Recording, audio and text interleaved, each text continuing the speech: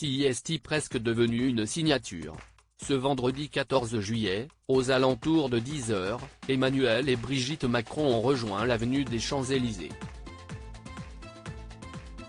Et alors qu'ils s'apprêtaient à s'asseoir à la tribune présidentielle, le chef de l'État a attendri les spectateurs en saluant son épouse, radieuse dans une robe jaune, en lui faisant un baisement discret et élégant, sous les yeux de plusieurs membres du gouvernement et de la majorité.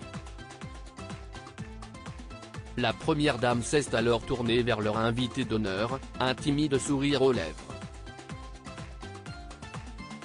Dans cette même tribune se trouve en effet le Premier ministre indien, Narendra Modi, invité d'honneur de la cérémonie, à laquelle les forces armées indiennes participent.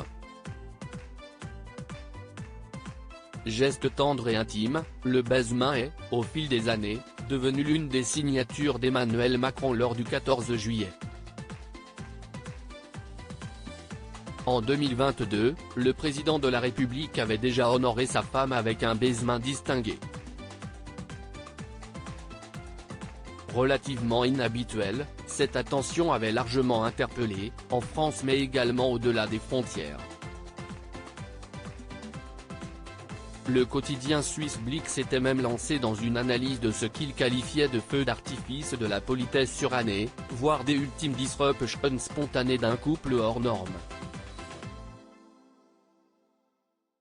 Supérieur à Brigitte Macron, retour sur tous ces looks du 14 juillet. Le célèbre baisement d'Emmanuel Macron est-il politique? Et si ce baisement en disait long? Possible, s'interrogeait le journal Transalpin, rebondissant sur la brûlante actualité d'alors, la victoire très relative de la majorité aux élections législatives. Emmanuel Macron, ce président qui mise tant sur le charme, sait qu'il a impérativement besoin de prendre de la distance. Le baisement, face à tous, face à la France, relie l'admiration, le respect, en laissant entrevoir la porte de l'intimité, décryptait ainsi Blick. Cela n'aurait pas été la première fois que le locataire de l'Élysée mélangeait stratégie politique et communication à son mariage si peu commun. En 2023, les enjeux ne sont pas les mêmes. Aucune élection n'est venue sortir le chef des armées de sa zone de confort, mais depuis janvier, les polémiques et révoltes populaires ont pour autant été bien nombreuses à perturber son second quinquennat. Crédit photo, Éric Chahen pour Best Image.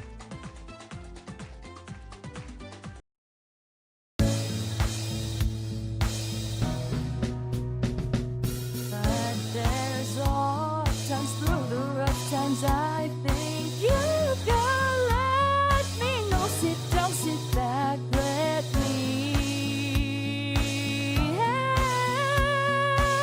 you out. Just